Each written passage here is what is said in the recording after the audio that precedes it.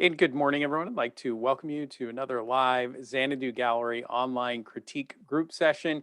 Today is Wednesday, October 13th, 2021. It's good to be back here with you. We weren't here last week. I was in the process of making the move from our Pinetop Gallery to our Scottsdale Gallery. I am now coming to you from Scottsdale. We're slowly but surely getting settled back into the Scottsdale Gallery, getting things rehung and getting ready for our upcoming busy season here. But I hope you've all been well and had a good couple of weeks. And it is good to be back here with you in another session. Our guest artist today is Suzanne Stoltenberg, and joining us from Pennsylvania. And Suzanne, if I can have you go ahead and unmute, I'd like to welcome you and start by having you give us just a little bit of background on yourself and how you came to create art. Okay, but first, I just want to thank you so much. I think your information is great, and I'm very attuned to what you're saying and excited about it. Thank you. My background is I enjoy art mainly because of my father, who was an industrial designer. Both my parents were immigrants, and my dad was from Venezuela. He couldn't get into the States because they have certain limits. So he went to Ontario College of Art, met my mom in Canada, and ultimately he got into Pratt and was able to get his green card, both of them. And I was the only child born in New York City. So anyway, my dad, he designed packaging. He did the Kool-Aid pitcher with the smile. He was the first to put margarine in tubs. He has a lot of those patents that belong to the companies. But he painted every weekend, and that was his true love. So he took me along, and he got me classes, and my gifts for Christmas were colored pencils, that kind of thing. So just for interest's sake, I thought I would drag down a painting. I'm embarrassed because he wrote on it, "Love Dad," and give you an idea. So this is his native Venezuela. Let's see if you can see. Can you see? Yep, we've got you right there. Oh, okay, so this is kind of what he did. He did a lot of plein air painting, and he did portraits. He did whatever he could fit in. So that's how I first came to love it. And my first work was shown in kindergarten at PS1 in New York because they had a kids show. And I cannot tell you the feeling I got to walk in there as this little kid and see my painting. So that love has never stopped. Do you want me to chronicle the rest? Yes, absolutely. How did you talk a little bit about your education and how much did you pursue art through the rest of your education and life? Okay, so I pursued art all the time just because I had a love of doing the creative process. I was pretty good in high school, drawing even portraits and figures, watercolors, everything. I did go to college in the days of liberal art degrees, and I have a liberal arts degree. It's actually called a humanities degree with specializing in fine art and art history. But I couldn't really make it. Here comes the but, right? Beg your pardon? Here comes the but that many of us have. Yeah, the but. So making money, how to start. And the era was the time when realism wasn't really in. So it just was very difficult. I taught some art classes with my one of my good friends who also graduated, and we tried different things. I worked for a photographer a while, but then I got a serious job. I really like video too and marketing. And so I was able to get a job in TV kind of at the bottom as a gopher, and ended up like 5 years later actually going on the air after being a producer of video editing, that kind of thing. So I actually was an on-air reporter in Baltimore. I covered kind of like The Wire in real life, murders, the legislature, bad politicians, whatever. I was the hard guy, hard-nosed one. So that was great fun. I painted all the time, every weekend I could. And I probably painted everybody I worked with at one point, I also I did live drawing back then, and I have ever since. I go every week. As a matter of fact, I dragged on one of my fellow artists from York, Pennsylvania, Peter, who you might see, who runs the live drawing here. And I said, you better get on here. So he's on. I also then, I pretty much had that career for 3 decades. And then I got sick of it, and I ended up being an association regional media manager for the 13 Northeast states, from like Maine, Maryland to Maine, all around, and did all their PR. I wrote editorials, got published, news releases. So that's my history. But my true love, what I always wanted to do is this. So here Yeah. I am. So now I'm free, right? I don't want to Yes. tell you how old I am. I'm not that old. I'm certainly not old inside. And this is what's going to happen. But I've only really quit working for 7 months. So I mean, over the years, I've had a solo show. I've sold paintings. I was on a board of the local art association. I've taken tons of classes, webinars. I belong to Oil Painters of America and Portrait Society. I've been entrenched. Now I need to actually do it. So I need advice. Yeah, well, that's a perfect segue. Let's jump in and look at your work, and then we can talk a little bit about kind of maybe some next steps. So Okay. maybe tell us, just as we start looking at the work, talk to us just a little bit about your interest in the human figure and portraiture and how that developed, and tell us a little bit about the inspiration in these pieces. Okay.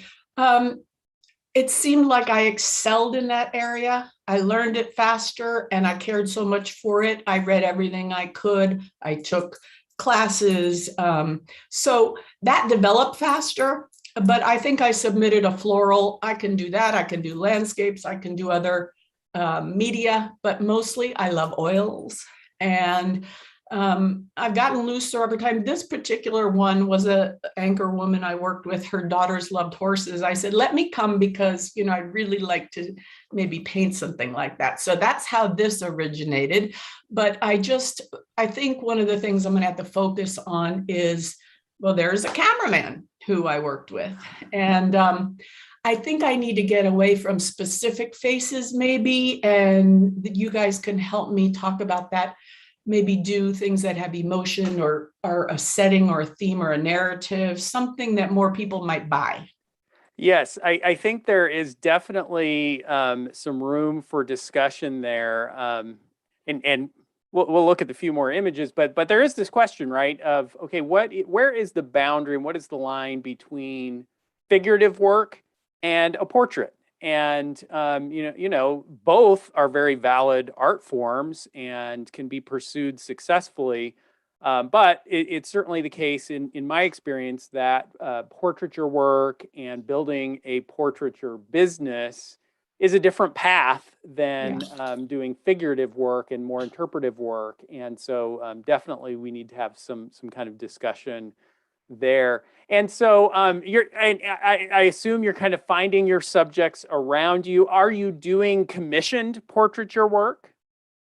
Well, I haven't really wanted to venture there because truly I worked till very late at night and very early in the morning. It was kind of a corporate career, so it was hard to do. And I just paid, like, this is my mom. She died right before COVID.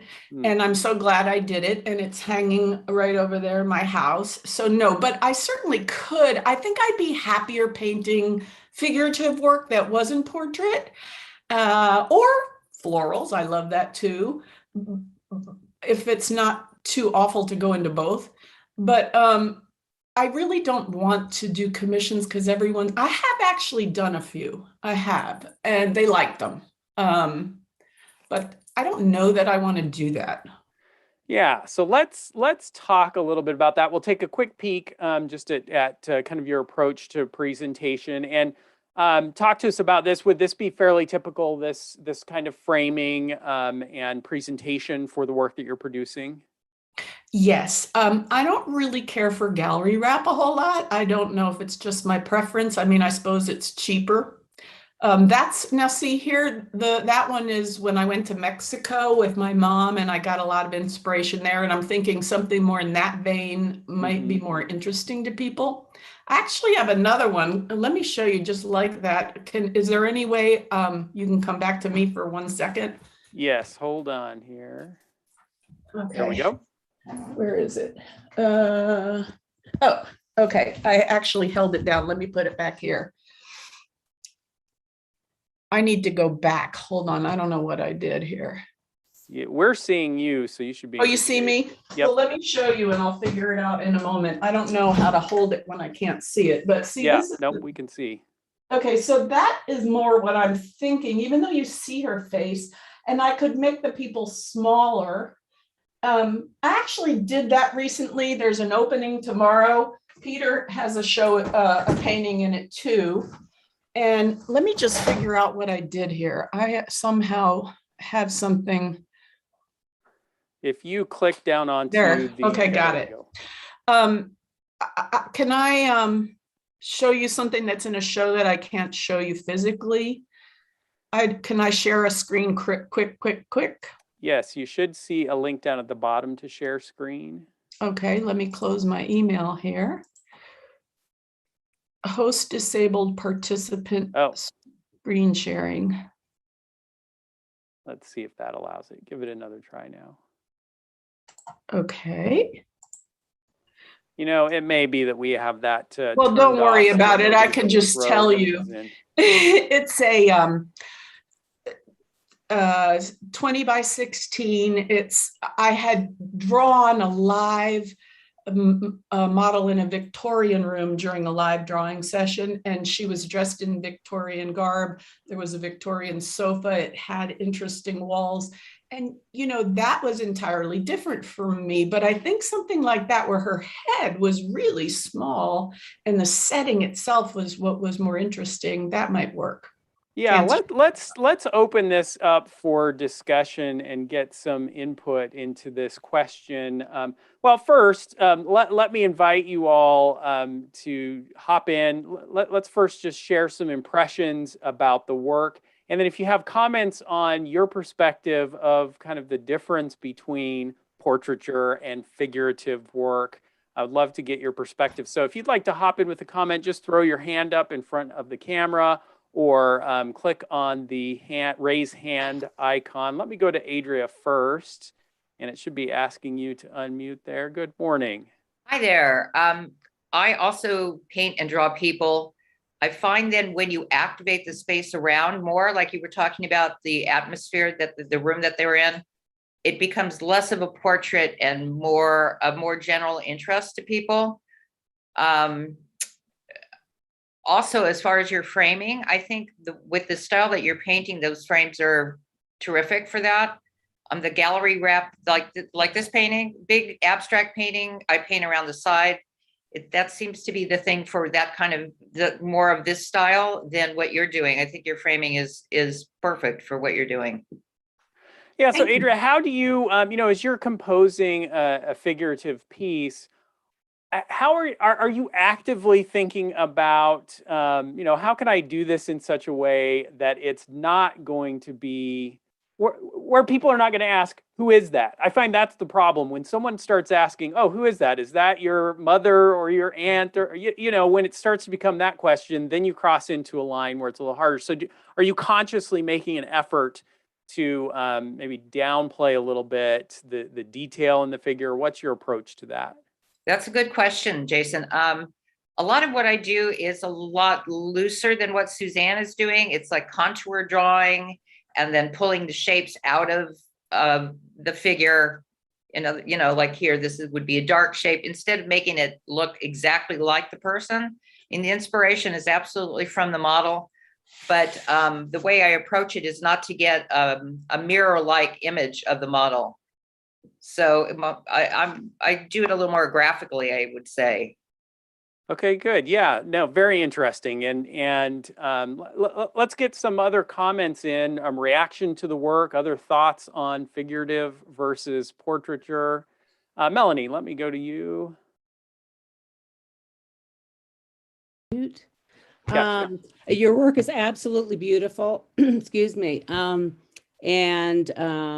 like the kind of the dreamy feel to your painting style. I put this in the chat also. I think if if you want to sell, and I think Adria, is that was your name? Mentioned this also. If it's so specific to a certain person, it would make it hard for the purchaser, I think, to relate. So maybe if the style was a little looser or, not, I don't know, not specific to an individual, that might be really helpful. Yeah, it's hard, right, to make to draw that line. Where does a piece cross over from being a portrait to being something looser? And I think we saw, Suzanne, in those couple of examples where, if it's about what they're wearing, even though you're still mainly seeing the figure, that can do it a little bit more interpretive and loose. But interestingly, it would be very hard to kind of draw some hard set of criteria, because I can think of some pieces that I've seen recently where the artist is doing almost a hyper realistic, almost photographic depiction of someone maybe submersed in water. And the fact that they're in the water and there's some movement that way makes it less about who this is and more about the depiction. I'm not sure we could say, well, just make it looser and that'll do it, because you could go in the opposite direction. Again, I'd love to get anyone else's thoughts on kind of how to cross that. And I guess that it's worth mentioning that, if you're thinking about gallery representation, you will find that galleries are fairly reluctant to show portraiture work. That, I suppose the way you might approach it, and in fact, very early in our gallery, 20 years ago when we were starting, we had an artist who was doing amazing portraiture work. And our thought was, well, wouldn't it be cool? We can show a few of his pieces and people will see them and ooh and ah, and then we can set up a commission for this artist to create a portrait for them. And it just ended up being impossible really to market that. And the complexity then of setting up a commission and getting the artist and the client together just introduced all this layer of complexity that made it very difficult to have it work in a retail environment. Now, I know a lot of very successful portrait artists, but most of them have set their business up around direct contact with the clientele, word of mouth marketing, their own social media marketing, where they are then able to have the direct contact with the client and facilitate that. It's almost as if putting the middleman of the gallery into the mix just adds a layer of complexity that discourages pursuing that. So I would love to get some comment. Elizabeth, I see you've got a comment there. Let me get Sen, you have beautiful work. You really do. I was wondering if just some suggestions to be able to incorporate the figure into settings. There are a couple of really successful artists here in the Tampa Bay area that do that. If you could work from photographs, and what they seem to do around here is take photographs of groups of people either in a cafe or at the beach or settings that pertain to this area. So settings that pertain to your area of where people are gathering. And if you can work from photographs, I don't know if you're used to doing that, you could probably create scenarios incorporating the figure, whether they're under an umbrella or having lunch or whatever, but pertaining it to your city or town, wherever you live, so that there's also that additional draw to your local, including the environment. Yeah, that's a good idea. that would- I'm near that would Philly, gravitate and I'm about 2 hours from Philly and 45 minutes from Baltimore. But honestly, in York, as Peter can tell you, nothing sells for more than like $300 or $400. Yes, maybe we go to more exotic locales to get our subject matter and right. yeah, or it doesn't necessarily have to be an identifiable locale as much as it could be almost a setting, as Elizabeth was suggesting, a cafe is a pretty universal kind of environment, or even a yard and umbrellas and those kinds of things, and kind of incorporating some setting in there could be another way to do it. Alexandra, I think I see you might have a comment as well. Let me hop over to you. Oh, Alexandra, I think we might have you going through the wrong. There we go. Do you hear me? Yes, now we've got you. Good. I forgot my mic. So I'm very glad to be again in an online critique group because I haven't got invitations for a while. So thank you very much for sending it to me. I want to share my experience with portraits. I myself did them, but not much. But a friend of mine did it very well. And what I've seen from just watching him, the very nice, how to say it, approach what he used was make it like kind of faceless people. So it was portraits of real people, and who I knew I could really recognize. He also did some with me when I was modeling, and then once he did with me when it was really realistic. I won't say it was without face, it was felt very easy. And with face, he just was tired of this. And I remember that I also didn't really like it. It was too much information, I would say. And also when it's faceless, or kind of little bit blurry faces, many people can relate. Somebody can see their beloved ones or whatever in the portrait, and then it become more universal, and more people can really relate to this, and so more person can buy it. So yes, this is my it's consideration. kind of an interesting suggestion, right? And in fact, if you were to visit our gallery right now, I have several artists who are doing work that is figurative in nature. One who we're featuring at Art Walk this week does photo collage work, digital photo collage work. The figure is very prominent, but her approach is that you're always seeing the figure. You're never really looking into the figure's eyes. The figure is looking off somewhere else. Hair is kind of covering a lot of the face. You might have a hard time, I suppose, even if you saw the model, knowing that, oh, that was who it was. It's just really abstracted out the persona from the figure that is being depicted, and it's much more about, again, she's kind of created a setting and a scene, almost drama around what's going on, and this figure is just a character in that drama. And then the other artist I would think of is the artist Guy Jamais, who we represent, who, Alexander, just as you suggesting, he's classically trained, went to art school in Columbia, won awards for his figurative work, faces and hands particularly. But now when you look at his work, there are no features on the face. I mean, it is just the shape of a face, very loose, very abstracted. And you're exactly right that people bring their own emotions and interpretation to it, and can project, themselves or people they know, or just even more the raw relationships between the pieces. And so certainly going loose can be one potential approach to doing that, or then the other, setting it up kind of in the scene, or finding some element of drama there that you can tell a story without it being about this being a depiction of a particular person. We've given several suggestions here. What are your reactions and thoughts? I totally get that. I agree with it. I would still enjoy the process no matter what. And I've been looking for those kinds of things. Now I have to build, I might have 3 that would fit. I've got to do the other 18 or whatever to get a portfolio, as I've heard you explain. And then I've got to pitch it. And I don't know, I do have a couple quick questions. One is it better to go to a gallery? I mean, the figurative galleries that are figurative or realistic are pretty much New York or, big city. So I don't think that's a possibility for me necessarily. I mean, it's worth a try, but I would think maybe one who has multiple different types of work, but some of that, if I do that style, should I do them local? Should I do it other places? How do you pare down that list? Because I've been keeping notes.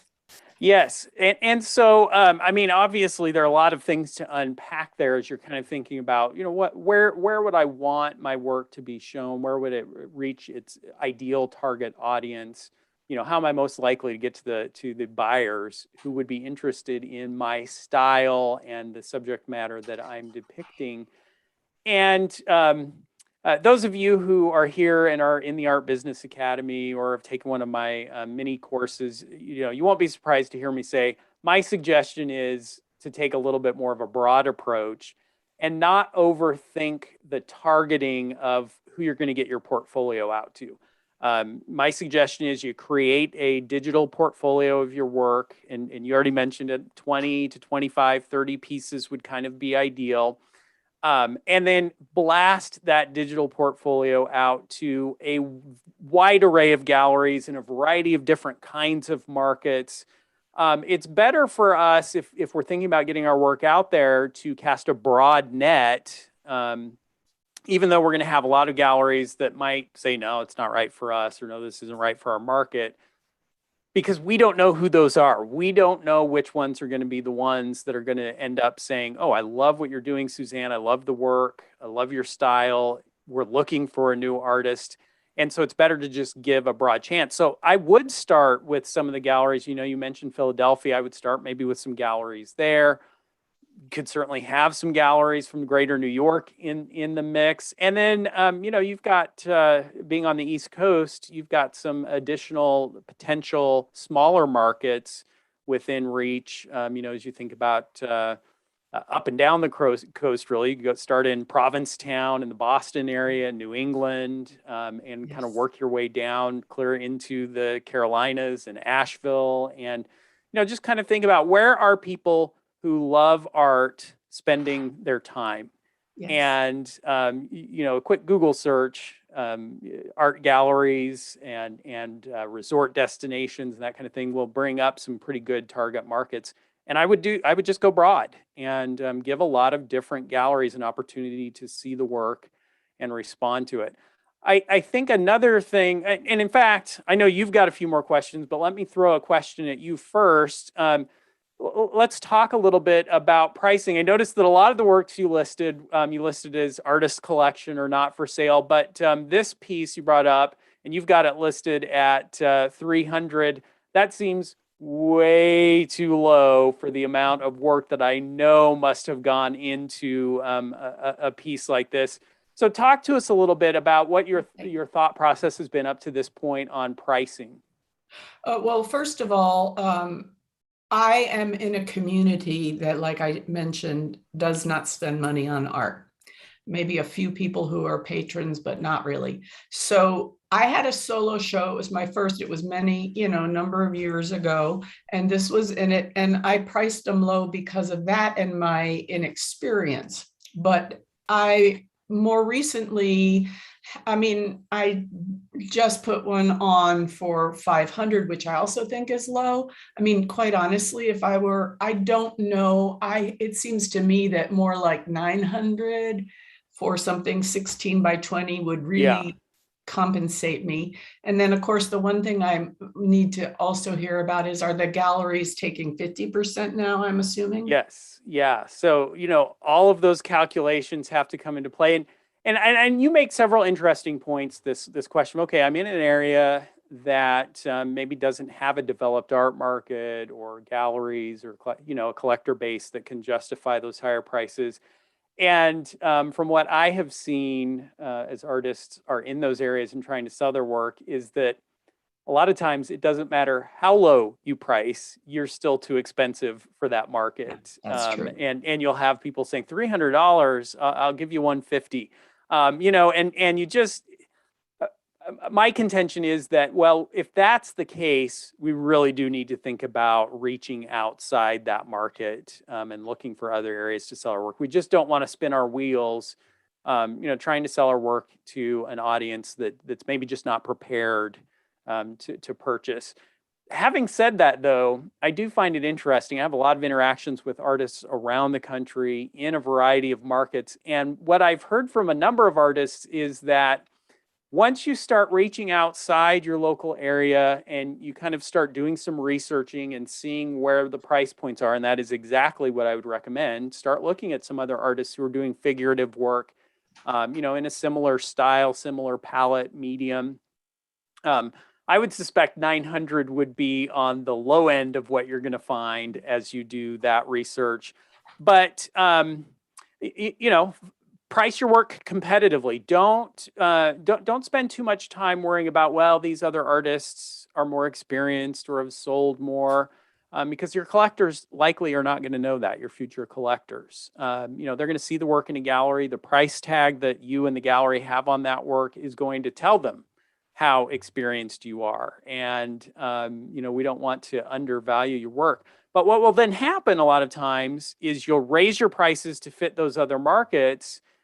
And all of a sudden, you'll discover some local buyers who are suddenly intrigued by what you're doing and feel like it's a great value at $1,500 or $1,700, that those more experienced buyers come out of the woodwork. And they're everywhere. Trust me, we sell artwork to buyers who live in rural Pennsylvania or the middle of nowhere, Ohio.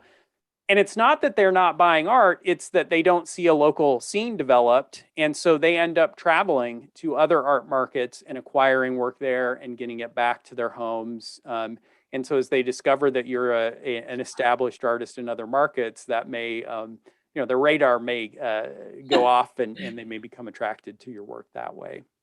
I had a technical question. For years, I painted on canvas. I had tried linen intermittently. Sometimes it seems to ripple more in the weather. I didn't love that.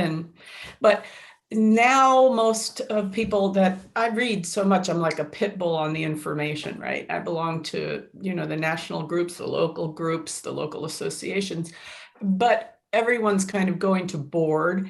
But here's my question. A lot of times I'll start something fast and quick.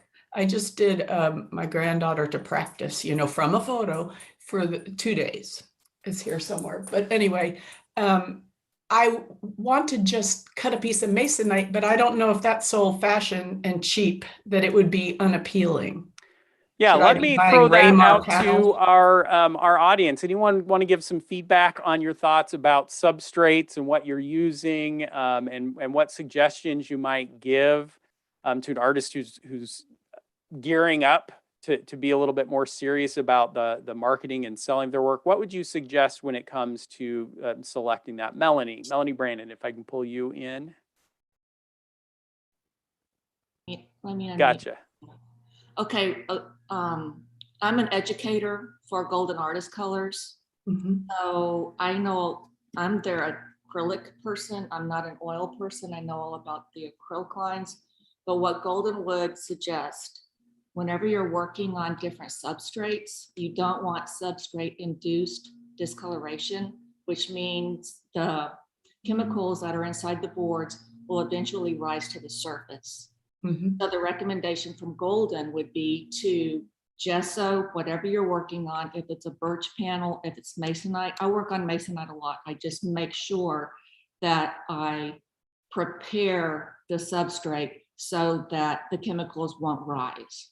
So I don't think it does matter what you're working on, but if you are working on a masonite or other boards, just make sure that you gesso them 2 or 3 times so that you don't get substrate induced discoloration, because you don't want 5 years, 10 years, you go to your collector's home and it is being discolored. I have some clients that have bought art from other artists and they're asking me what is going on with this. I'm going, that it wasn't prepared properly.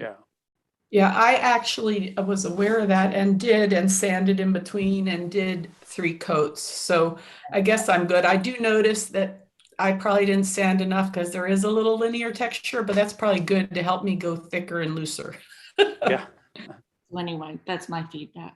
Awesome. Thank you, Melanie. Anyone else want to hop in with comments or your thoughts on what you're using for substrates and concerns that you've overcome that way? Nope. All right. Well, Beverly, let me go to you.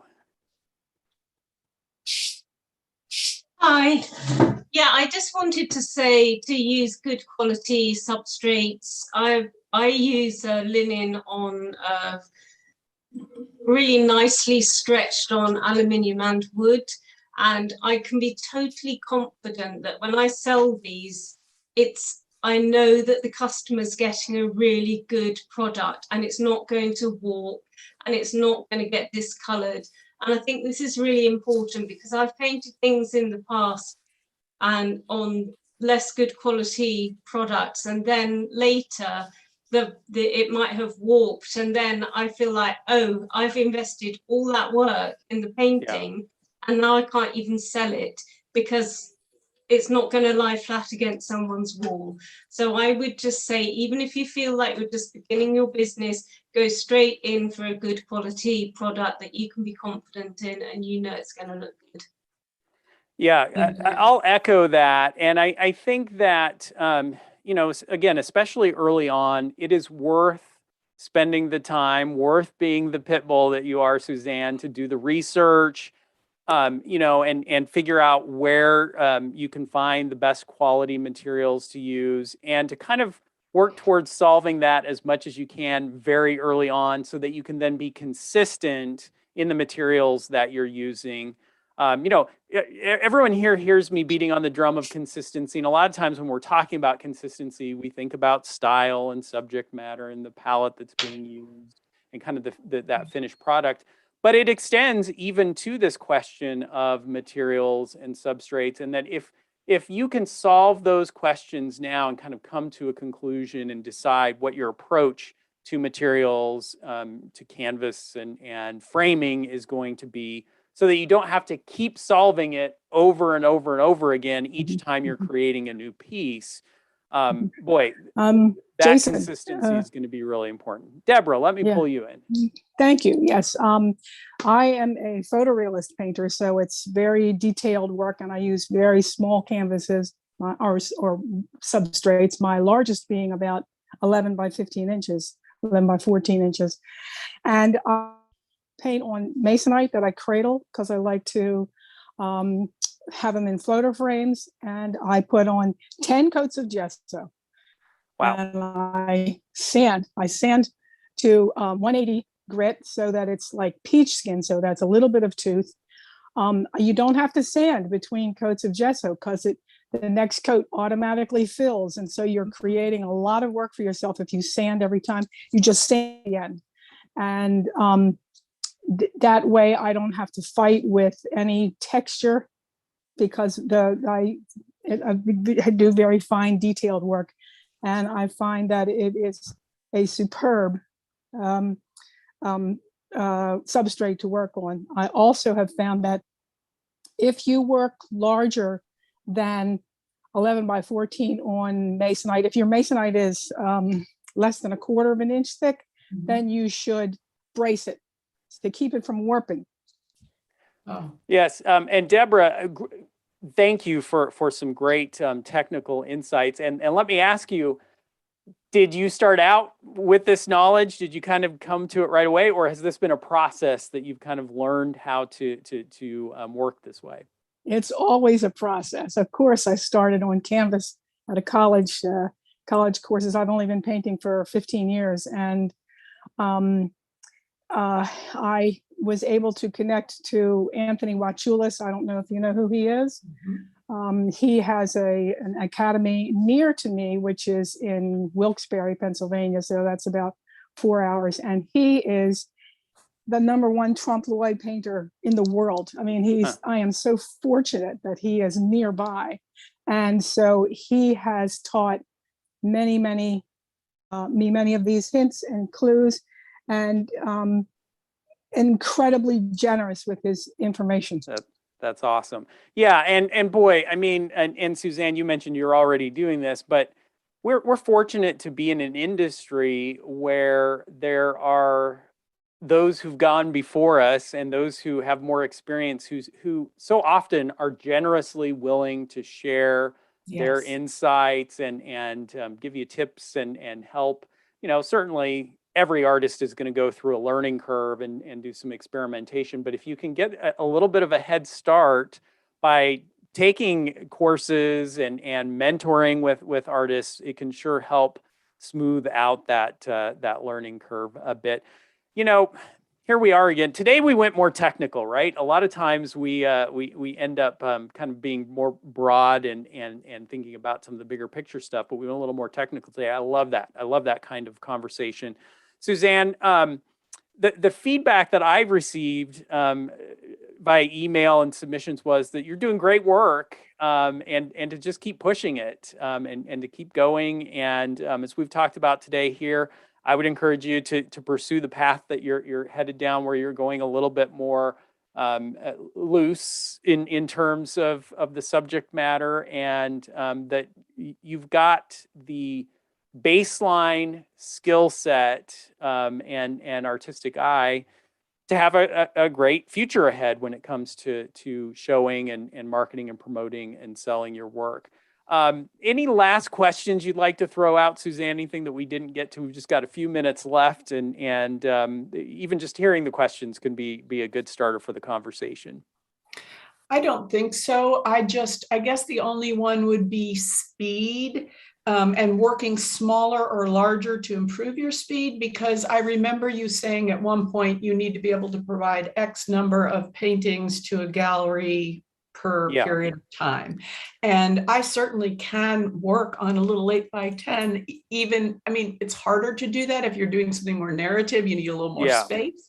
But I can also go huge. Like right now, I'm working on one of a guy who's a horticulturist, which I could take his face away. I don't know if you can see that right there, which is much bigger. So I guess, are people going to buy something that's more fitting their house, 20x16, or, whatever? Yeah, and that's a great question too. And again, my suggestion here is that if you can introduce some variety into the body of work that you're presenting to galleries, that could be beneficial. And typically what I'm saying is, look at your range of work that you've created over the last 12 months. Kind of take a look at what are the largest and what are the smallest pieces that you've done. And if you can push those boundaries by 25% in both directions, that it can really help introduce some additional variety that could be beneficial to you as you go out and talk to galleries. So take your biggest and increase it by a quarter and see if you can introduce a few of those in, and your smallest and decrease it by a quarter and introduce a few of those in. And you will find that, some galleries, do like to have larger works and have a clientele who's interested in having works that are going to fit above a sofa, or in a dining room. And then there are those galleries that love to have almost miniature work and tend to sell in groupings. And so you don't necessarily have to have an extensive body of work at the extremes, but if you can show a portfolio to a gallery that has that range, you then get a little bit more, you have the opportunity to have them give you feedback about what they're looking for. And I guess we'll go out on the question kind of production. And that is that, as you think about building a body of work, about providing inventory to galleries and being able to sustain that inventory as work is selling so you could replace work, there are several different variables that can come into play there. And one is, well, if you can just paint more, that helps solve the problem. If you can paint faster, that can help solve the problem. Sometimes that's not easily done though, right? If you're doing detailed work like the work that you're doing, or if there are technical aspects of the work that you're doing, eventually you're going to run into a hard limit of how many pieces you can produce in a given period. And so then the other variable that can come into play is price point. And, if production is limited, inevitably the point that is a little easier to have give is to raise the price. And all you need to do is go out to some galleries and spend a few minutes looking at the different work that they're presenting, and you'll see a vast array of different price points. And as we create more demand for your work, it gives us the latitude to start to boost that value. So it's, there's some calculus that goes into kind of balancing out production, pricing, marketing. If you've got a limited supply due to the technical aspects of your work, you're not going to be able to show potentially in as many galleries as an artist who works more quickly. But those the balances that we can make. We have done it and gone over our time. But Suzanne, I want to thank you so much for joining us for this session, for sharing your work, for giving us an opportunity to talk a little bit about figurative work. We don't always get to do that here. Thank you so much for being with us. Thank you very much. And to everyone who commented, I'm appreciative. Take Yes, care. thank you. And thanks to everyone. We'll look forward to seeing you next Wednesday. Next Wednesday's session is an Ask Me Anything session. So that's a great opportunity. Any of the questions we didn't get to here today, or you're thinking about what we talked about this morning and another question comes up, next week is your chance to ask those questions and any other question you want to about art or the art business